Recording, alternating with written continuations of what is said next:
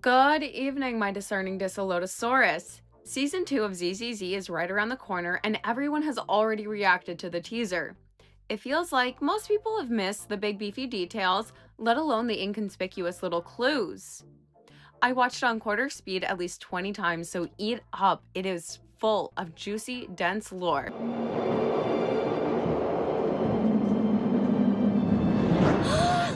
We see the rewind symbol on the metro window, and this is directly introducing the concept of this season.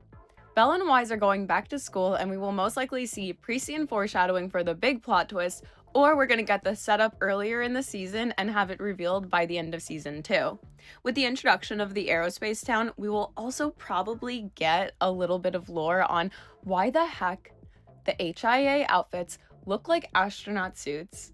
I mean, I'm curious about that, and why they have a picture of Joyous in the getup that looks even more like an astronaut outfit. Was he a pilot? Like when they say aerospace, emphasis on the space. We're going to the moon, boys. Look at that! Welcome to Wi-Fi Peninsula. We see the white birds moving towards the right side of the screen, and we really have to think about what this symbolizes within the context of the Zenless story. We know blackbirds symbolize accepting fate, looking into the future, or moving into the future with some kind of rebirth aspect. I think the white birds symbolize rebelling against fate, looking into the past, and trying to change the past. Upon this oceanside cliff is where New Eridu's Porceloom originates. The Porceloom statues! Okay, you cannot tell me that this is not connected to Tops, the Exaltists, and whatever is going on with Belle's jacket. Okay, I'm gonna flip it upside down for you. You cannot tell me that is not the same motif. That looks like some pretty direct foreshadowing. Wow! If all were peaceful. I love Belle's new uniform, but watch her eyes. I think this is another moment of symbolically looking into the past. This is something that the audience gets frustrated by and will continue to be frustrated by. The amount of times they forget their self-preservation skills when their teacher comes up really hurts because the audience cares about the main characters. No one wants to see them get hurt, but they embody faith in not just in name, but in how they function, how they act. Belle and Wise are impulsive, determined, and they overestimate their abilities. When it comes to Carol, it has some troubling implications, and it's definitely setting up something sinister. This would be a perfect place, but... On Wise's uniform, we see the crane symbol. We only ever see it in one other place in the game, and that's in the graffiti. It's burb, but the X's on the eyes reveal something kind of sinister about this plotline as well. That's why I think it's connected and why it has to be pre-scene foreshadowing. Unfortunately... Yuwen has a grand reveal, and I agree, I think she looks like Anby. My theory on it at the end. The two birds sitting on the market sign and watching everything happen represent the people in the first lore teaser, the narrators who are also the people who are watching Fathan's story unfold on the tapes. I just posted a breakdown of this, so go watch it after if you haven't. It's probably my best deep dive I've done. Come and try something sweeter than love! I don't have much to say about this market scene, but I do think the guy in the back could be Spiral Piper from the Spiral Flutists. Hear me out because it's a little bit of a reach. We know Spiral Piper has red hair. The guy in the back has red hair. We know Spiral Piper does almost all of their work off their phone.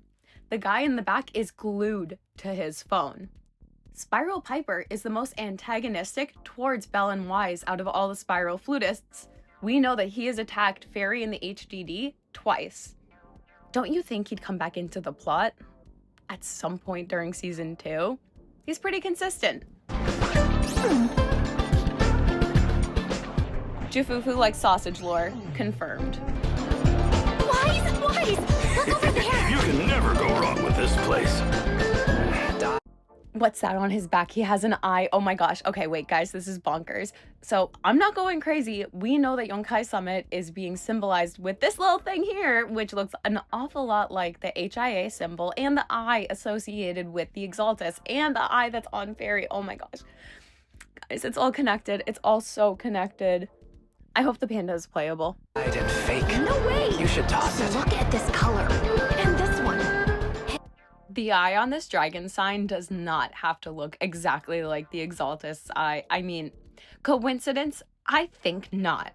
It definitely seems relaxed and peaceful here.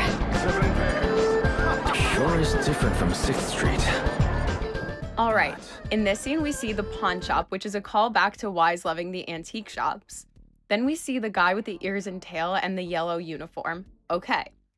We also see the film camera, which is another nod to the rewind feature or rewindability or rewinding the story in some way. Then there's the gourd in the background, which has a ton of symbolism, and I cannot wait to see what it symbolizes within the story. Then, the guy in the background says 7 pairs, which is a nod to the 7 Vices and Virtues arc with the agents. I can't wait to see what happens. Oh my goodness, this is kind of bonkers. This area might not be as peaceful as it looks. There's more than meets the eye. Here we have the Defense Force mask with the shattered visor. Now, I think this is a metaphor for taking off the rose-colored glasses and really seeing how insidious the Defense Force is. But the fact that it's shattered is showing us that it was not by choice, and something terrible happened here. Something happened in the hollow again? No. The omens originate in the... Okay, this super cute bunny, why are they mining the ethereal bones? And like new lore, I guess, they have bones. So she has the Gort symbol on her and her apron says moon. She also has the white pupils like Miyabi. We don't know what it means yet, but I've been collecting all the lore on the eyes. Okay, it's all about the pupils. The most important thing is that she's either a void hunter or associated with some kind of ether demon thing. hollows, yet true calamity lies within the city itself. Oh my gosh, the dog Thyron, what a baddie. All I could say is woof, woof. But I'm pretty sure it's not Moore's though. He has earrings and his hair is all black. The harness or jacket embellishment doesn't give us much to work on, but I think it could be connected to the musicians. Upon further inspection, ruling that one out too. This is a little unhinged, but we know Spacebar will probably show up and it could be him. Please recall, his mother said his body was never found and all the dialogue options were for 2 realities. If you thought he was alive, you probably picked the present tense options. If you think he died, the past tense options. With Lucia's hammer having the eye crossed out and the exaltists having the eye as their main symbol, and Beatrice posters being in the game with Obel Squad being introduced, it really could be him, but then also, like, that might not be super positive. Like, what if he's a villain? I don't know. Either way, it could be. We also have Stan Lee in the background and the guy with the sun logo. It says the omens originate in the hollows, leaning into the cryptids and urban legends in the lore, as well as the creator lore. The real calamity being within the city might have a double meaning because it usually refers to something specific and sudden, not an ongoing issue. So I don't know. What do you think? Am I going bonkers? Am I reading too much into it? Huh? Calamity? Her little baubles say Alice, so I'm gonna do what my brain wants to do and say that she looks like she's gonna be inspired by Alice in Wonderland. And then the raccoon pops up. It has to be the Cheshire Cat. And the girl laughing, oh my goodness. This is gonna be an Alice in Wonderland plotline. Tops monopolizes all Porceloom-related trade here, allowing business to boom. All right, we have the hotter, cooler Roland, but I couldn't find any lore about him having siblings or cousins in the game, so we don't actually know if they're related, but it looks like they are. It says Tops monopolizes all Porceloom-related trade. You know I'm eating good. Ray's research log lets us know that HIA is in bed with Tops, and the HIA is terrible because they are literally just sending people to their deaths. It looks like he's a little sus about this, and it's all connected. I'm really looking forward to season 2. But no one can predict what This is Sidon Orpheus from Obel Squad. Okay, so she's a Chimera Thyron. She's got the ram's horn, the orange hair like the lion, and the snake tail thing. Okay, cute, done and dusted. Now we have Seed, and he is the best girl. What an absolute sweet pea. When we had the Roaming the Ether event, we were first introduced to his like real personality, and every time Soldier 11 talks about him, she drives home how sweet he is. I cannot get over it. Bestest best girl. Okay, the way it cuts the two of them together staring into the distance, this has to mean something. The staging shows that they're both deep in thought about something connected, and it's most likely about the exaltists, Tops, and like really how corrupt everything in New Eridu is. It says greed leads to disaster. It's directly telling us that Tops is behind this season's arc. They're the greediest of the greedy. Seems real mysterious. The clock says 5:20, and I don't think it's going to be important now, but later when we need that time to connect the dots for other lore. But I do think it's interesting that we don't know what this location is. The two triangles represent Tops, but it also shows that this is connected to them, but it's probably not one of their buildings, if you know what I mean. It's very...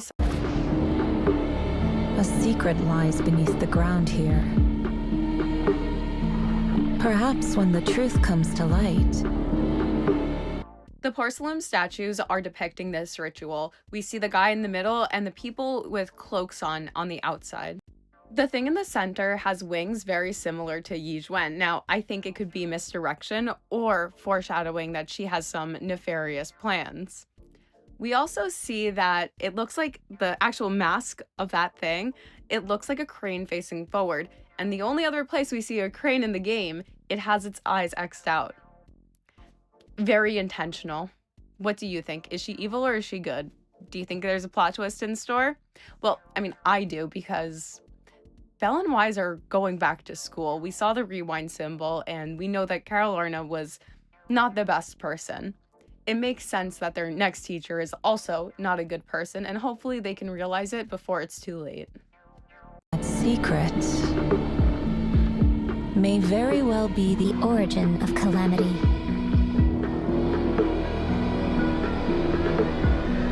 It sounds so... We know Sarah is there to observe, not worship, but it's interesting that as the thing in the center's wings open up, her expression goes from focused to fearful. Oh, complicated. Fret not.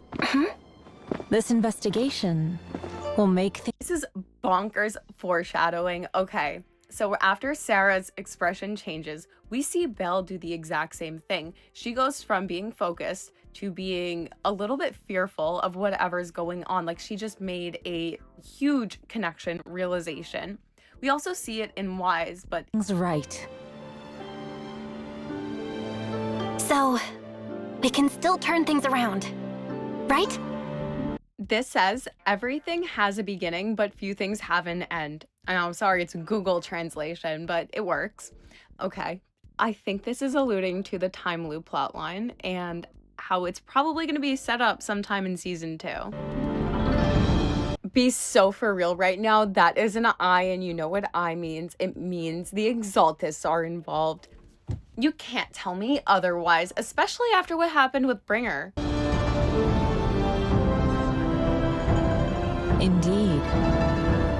Oh my goodness, they showed us. They actually showed us the miracle. Okay, I have a whole video on this, so check it out for an actual deep dive on everywhere we've seen it before. But this is bonkers. That's a 4D object. That looks like a hypersphere in like the 4D games. Confirming everything. I'm losing my mind. Regardless of the obstacles, all you need to do is Follow your way. All evil. Here, Yuwen is reciting something to be able to use her power, and this is very similar to the Astronomical Moment special episode where Belle says that the ancient mages would chant to use their magic. We also see it show up in chapter 3 with Kaleda when she yells G-Roy, and then the screen starts glowing yellow and it activates the prototype. shall be shattered.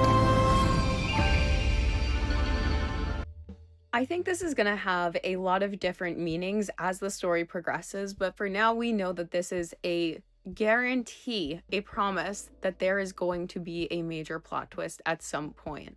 Okay, my honest thoughts. I think Anbi and Soldier 11 are definitely clones of Yijuan. Get this. The mayor called her into the story as a special favor, and this is the most understandable, easiest explanation for her connection to Silver Company. Do you really think the mayor didn't know that the army, like the defense forces, are using clones of someone, and it would have to be someone who's either a void hunter or like a void hunter level of strength? I'm not going crazy. We also see that he's not a good guy, making her introduction a little bit eerie. Look at Anbi's hair. She has that spike in the middle of the part, you know, where her bangs part. She has the spike extending down past the rest of her bangs. We also see the exact same shape framing her face. They also have the same shaped dumb bee hair tuft thing, but Anbi's is shorter. We also see that Yijuan has golden pupils. This was not entirely transferred over, but it was in a way. We know the pupil colors mean different things, and I'm going to do a deep dive on it when we get more lore, but for now we can see that Anbi's pupils become yellow in a moment of immense distress. Again, giving us a visual clue. Aside from all the convenient timing, we also know that Yijuan is going to mirror Carol Arna in the plotline as a retelling of their experiences at Helios Academy. I know, it's a mouthful, but she has to be working with the exaltists in some capacity if this is going to be a cohesive retelling. We see the rewind symbol and the white bird, so guaranteed this is going to be a perfect mirror for Belle and Wise to work through everything that has happened. It would also mean that she has to do something to betray Belle and Wise towards the climax of the season so they can continue their growth arc. They need to realize what was actually happening at Helios Academy, and it feels like the Season 2 teaser is leaving clues that they most likely will by the end of the season. The liquid in Yijuan's gourd also resembles the goo that JC was working on, so we may see some infighting among the TOPS companies again, and this would be a good way for them to push a redemption arc for Sarah. I mean, if she's gonna get one, it would be fun to see the roles switched in the betrayal. Like Yijuan being revealed to be evil the whole time and Sarah just not wanting to be evil anymore.